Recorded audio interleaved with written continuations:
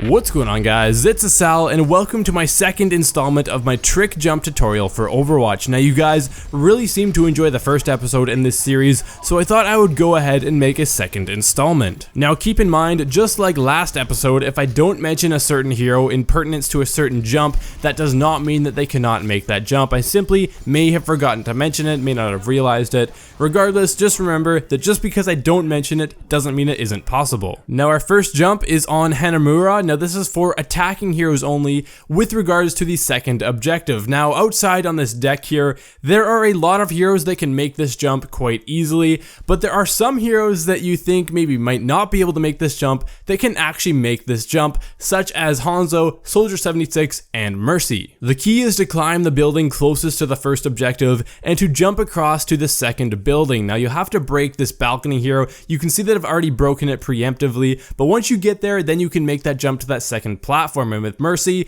you just glide across. Soldier, you just need to sprint across, and with Hanzo, you just need to climb up that wall. Our next jump is on Giarratano. Now, this is a pretty simple wall jump, and it's viable on both attack and defense, and it's a great way to flank the enemy team. Now, some heroes that can do this, there's quite a few, such as Genji, Junkrat, Widowmaker, Pharah, Reaper, Winston, Hanzo, and Lucio are all heroes that can make this jump, and Mercy, of course, if she follows someone over.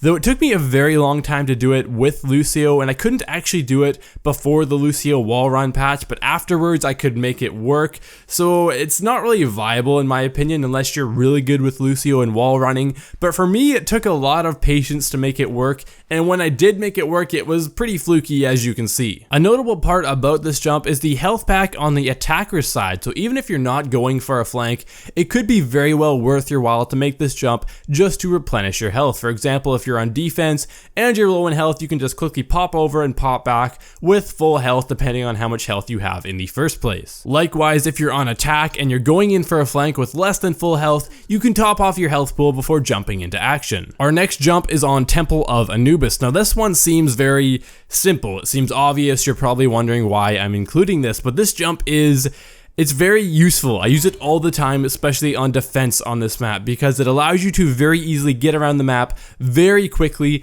and you can really work those flanks when the team is coming down the middle. There's not really too much to explain about this jump. It's just this little ledge that any hero can jump up. Now, it doesn't immediately look obvious that you can jump up it, but there's kind of a weird little invisible ledge or something, and you can kind of climb over the top little ledge depending on what hero you're playing. Now, with bigger heroes that can't jump as high, like Reinhardt, for example, initially I didn't think Reinhardt could actually make this jump because he was just too big and he couldn't jump high enough. But being the stubborn person that I am, I wanted to make this work, so I just kept jumping, I kept trying, and I had this weird idea that maybe if I jumped with my shield out, it would make it work. And eventually I did make it work as I popped my shield when I jumped, and I thought it was some weird glitch where you could jump higher if you had your shield deployed. But it turned out that it was just timing. I didn't need the shield at all. If you time this jump correctly, you can actually make it with Reinhardt, and since Reinhardt is pretty much the biggest hero in the game, or one of them, I assume that you can make this with any character in the game, though I haven't tested this extensively. Our next jump is also on Temple of Anubis, and it's more of a little speed run for you, if you will, and this features Genji. Now, this allows you to get to the objective fast on a route that won't be well defended, because usually they're expecting you to come in from the front or from the right or the left on the ground level. They're not really expecting you to jump in flying from the sky. So if you can do this run with Genji, you will be able to come in quickly, and they probably won't be expecting you from that angle. So especially if your team can push in the front and you can come in from the right on this angle, you can either get a good flank off, pick off maybe a Tourbillon turret, because I know a lot of those heroes like to hang out on the right hand side of the map. This route is also just great for getting to the objective as fast as possible. For example, your team is making a push, it's going into overtime, you die, you need to get back as fast as possible. For example, maybe you're playing another offensive hero and you switch to Genji to get there back in time to help capture the point. That's all the jumps for this episode, but if you have enjoyed this video,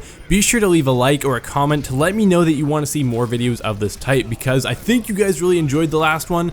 But if that's not the case with this one, please do let me know. Now, of course, if you want to see more Overwatch content as well, be sure to subscribe to my channel. Now, everybody, this has been Asal. Thank you so much for watching, and I will see you guys next time.